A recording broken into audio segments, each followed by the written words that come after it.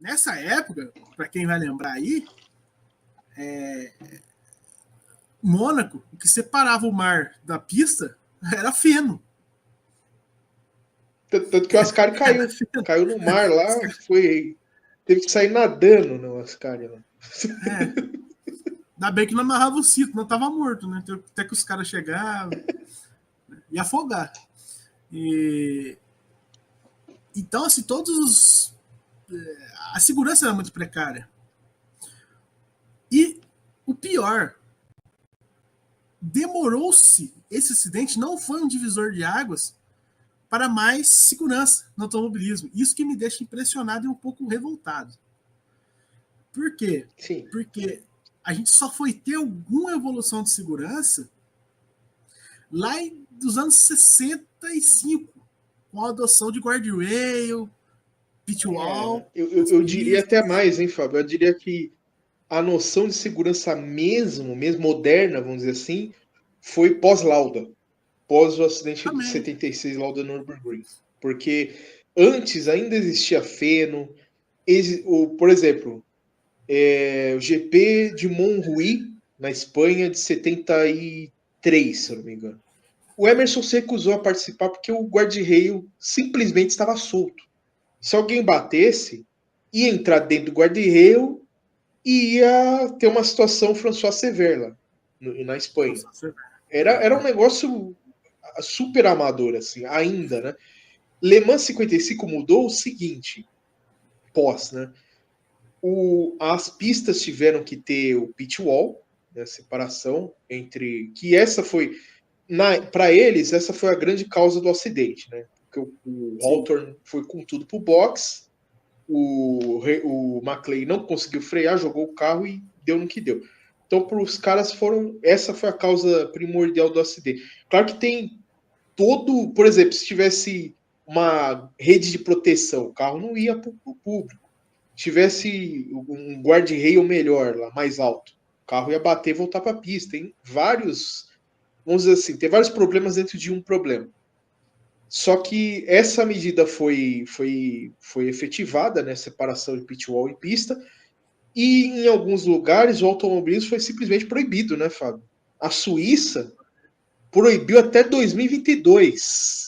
É tipo proibição ad eterno do automobilismo. Tanto é que tinha o GP da Suíça, na Fórmula 1 tinha o GP da Suíça, e o GP da Suíça foi transferido para Dijon. Dijon foi no ar. Até 70 e tantos teve o GP da Suíça, só que em Dijon, não era da Suíça. A Suíça estava no primeiro campeonato mundial de Fórmula 1 de 1950, teve o GP da Suíça. Mas a Suíça proibiu. Né? E aí eu tenho que lembrar o restante da prova, né? A Mercedes, mesmo depois desse acidente, liderou grande parte da corrida com o Moss e Fangio, só que à noite o outro piloto americano da Mercedes, John Finch, ele soube o que aconteceu, ligou para a sede da Mercedes na época e informou os CEOs da companhia, né? Os caras falaram, não dá, vamos retirar os carros imediatamente da corrida, né? Então, o Fangio e o Moss estavam liderando por ampla vantagem, retiraram da corrida. O John Finch também, em respeito ao Leveg e aos espectadores que morreram, né? Nisso, o Mark Hawthorne não teve mais oponente e ele ganhou a corrida, né? E aí foi o que eu expliquei para vocês. Ele comemorou, né, tal. Talvez ele não soubesse a dimensão real do acidente, porque ele depois falou que a culpa era dele, ele se culpou. Ele falou, esse acidente aconteceu por minha culpa. Então, é que eu vi outros canais, os caras falam, o Mark Hawthorne é um cara desumano e tal. Realmente acho que ele não tinha a dimensão do que aconteceu mesmo nesse acidente. Por causa dessa situação de corrida mesmo tal. Foi saber realmente depois.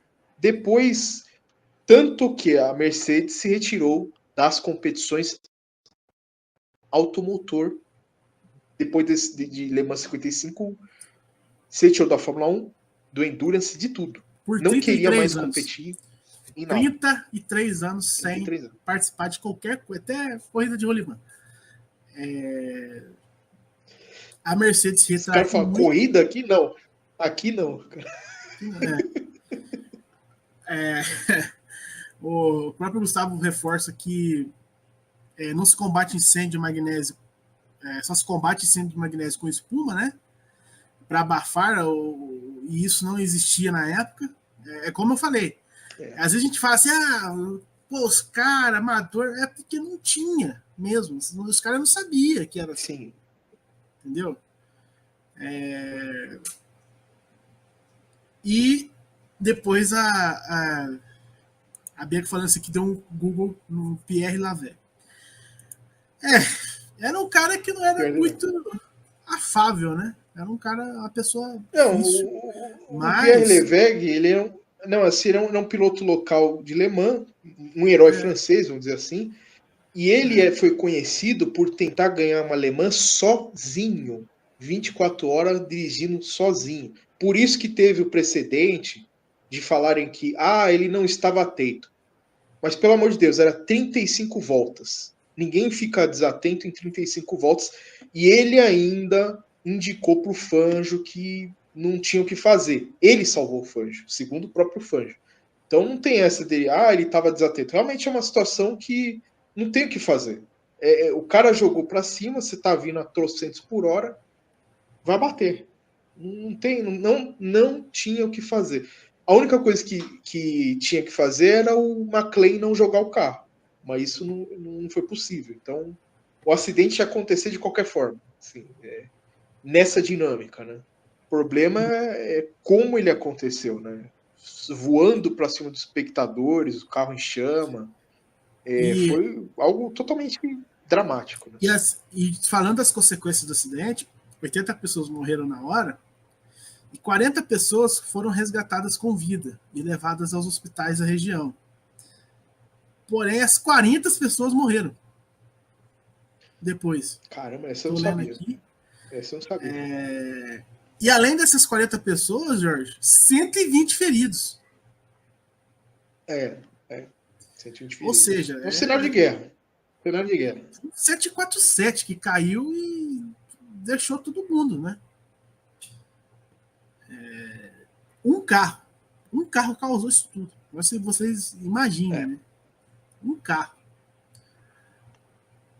Uma outra coisa também que aí a gente pode falar de lições para o futuro. O automobilismo ele foi mudando também aos poucos, né? Começou-se a adoção de arquibancadas, esses barrancos, essas coisas começaram a ser proibidas, começaram a ter zona de imprensa, né? Os repórteres não poderiam, e os fotógrafos não poderiam ficar mais em qualquer lugar do circuito. E também as equipes de segurança, de resgate, foram reforçadas, né? Uma outra coisa também que resultou em medidas de segurança para os próximos anos foi a adoção dos monocoques, né?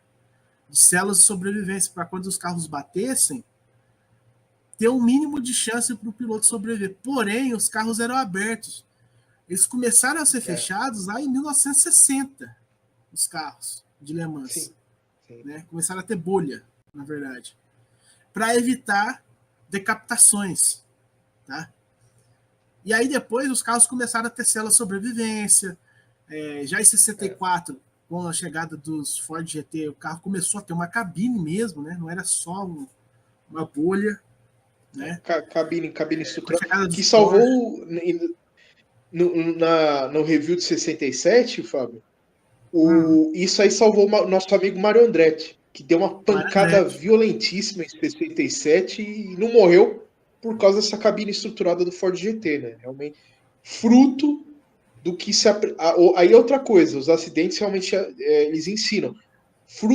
Essa cabine estruturada foi fruto do acidente fatal do Ken Miles no Ford GT, no protótipo do que seria o Mark IV.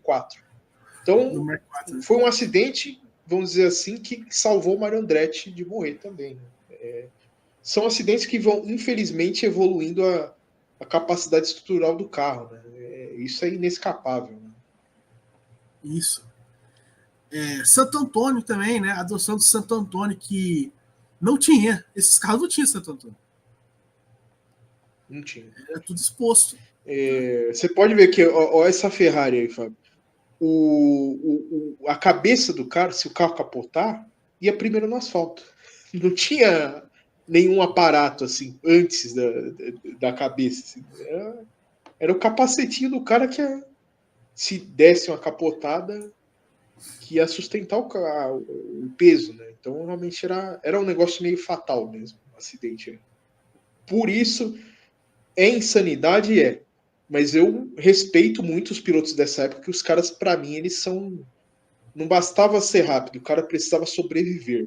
Então era outro nível de pilotagem mesmo. Assim.